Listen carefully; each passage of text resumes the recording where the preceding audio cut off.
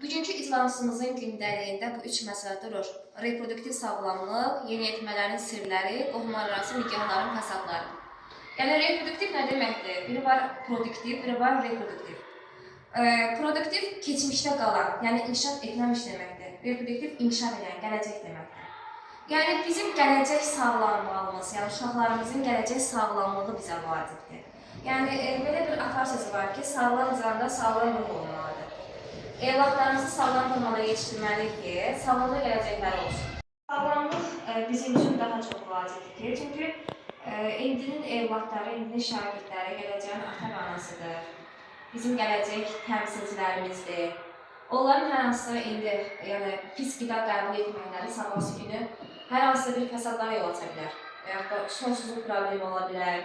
Və yaxud da hər gün demək ki, eşitirik ki, 30-31 yaşlı cavan adamlar infarkt keçirir, ürək tutması və yaxud da hər hansısa pis xəstəliklər. Bunun səbəbləri nədir? Vaxtında pis qidaların qəbul edilməsi. O dükanlarda satılır, bir tərkibin nə yağıdır, hər şey alıb yeyirlər. Var yeniyetmələrin sirləri var ki, əsasən bu problem qızlara aiddir ki, yəni məktəb dönəmində olur, bəzi dönəmlərdə olur ki, həm oğlanlarda, həm qızlarda. Yəni bu 8-9-cu sinif, demək olar ki, 8-dən 11-ci sinifə qədər biraz problemli dönəmdir. Uşaqlar deyirlər. Bu dönəmdir ki, bu vaxt uşaqlara söz demək olmur, üstünə qışqırmaq olmur, tənbih eləmək olmur. Yəni, necə deyim, təbii ki, onların əks əlaqə qurmalıyıq və onlarla normal formada psixoloji söhbətlər aparmalıyıq ki, şagirdlər daha çox buna vadar olmasınlar. Yeniyetmələr deyəndə ki, yəni evlatlarımız elə o çağdadılar biləyək. Yəni 14 yaşından başlayır yeniyetməlik yaşı, şagirdlərimizdən maşallah ki, 15-16 yaşdan artıqdır bəlkə də.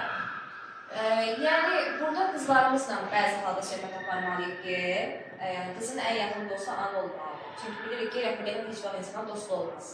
Rəfiqələr insana daha uçurma doğru aparırlar. Yəni qızın ən yaxın dostu ana olduğu kimi də müəlliməsi ilə də bölüşə bilər sirrini. Sadəcə ana daha yaxşı anlayar, oğlu da ata yaxşı anlayar ki, yəni çünki ən azından problemlər hardasa ortaq həll etməyə çalışarlar. Yəni evlatlarımızı dindirək, evlatlarımızla tez-tez söhbətlər aparaq, fərdi söhbətlər aparaq. Yəni artıq bu 16 yaşı var, əşinə meyvanın böyükdür, ağıllı başlı qızdır, hər şeyi eləməyə qadirdir və yaxud da oğlun böyük oğlandır, ona mən durub ağıl öyrətməyəcəm. Belə düşüncələr mənə gəlir ki, həqiqətən kasad düşüncələrdir. Demək olar ki, dönəm keçdi, reproduktiv sağlamlıq, yeniyetmələrin sirləri, qohumlararası nikahların fəsadları.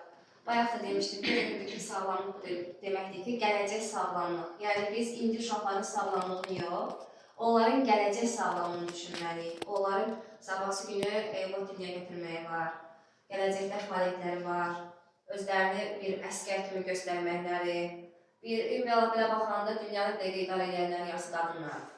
Sağlam düşüncəlidir ki, bu qadınlar dünyanı idarə edə bilirlər də. Yəni xəstə necə idarə edəcək?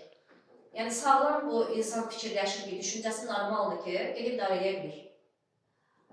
Və demək olar ki, bunlar haqqında məlumat vermişdik. Axırıncı mövzudaydı, qohumlararası nikahların fəsadları idi ki, yəni təbii ki, qeyd edirəm, mən onun tərəfdarı deyirəm, heç vaxt tərəfdarı olmamışam. Çünki həqiqətən fəsadları var. Düzgün deyil, bax, belə öz nəslindən götürüm ki, mənim demək olar ki, bibim uşaqlarında evli olar ki, bibim uşaq deməkdə, nətər gəlsə, onlarda əm uşaqlığı alınır, yəni tam açıqlaya bilmədim, əm uşağı olurlar birbirlərinə. Və bir dəqiqənin içində 3 oğlanları var, oğlanların üçündə də fəsad var. Yəni, necə deyim, normal uşaqlardır, məktəbə normal gedirlər, ancaq özləri dövlət müqavimətləri normal deyil.